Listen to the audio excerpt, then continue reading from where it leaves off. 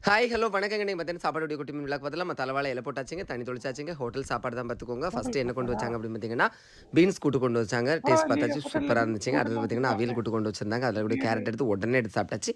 அப்புறம் 2 கூட்டு கொண்டு வச்சிருந்தாங்க. கீரை கூட்டு அந்த நம்மளுக்கு அந்த 4 அளவுக்கு கூட்டம் பிடிக்காது. இருந்தாலும் டேஸ்ட் பண்ணி பார்த்தேன் நல்லா எந்த இருந்துச்சு. அப்புறம் ஹோட்டல்ல பொடி இது? அரிசி கொண்டு வந்தாங்க. நான் குண்டு அரிசி இருக்கா இவ்ளோ அப்படின்னு கேட்டேன். கூட்டு உடனே வந்திருக்கீங்க கொண்டு வந்துட்டாங்க ஹோட்டல்ல. பார்த்துடுங்க. சம்பா அரிசியில பங்குன சோறு தான் பார்த்துக்கிடுங்க. அப்புறம் பார்த்தீங்கன்னா, ரசத்த எடுத்து வச்சாச்சு, பருப்பு எடுத்து வச்சாச்சு.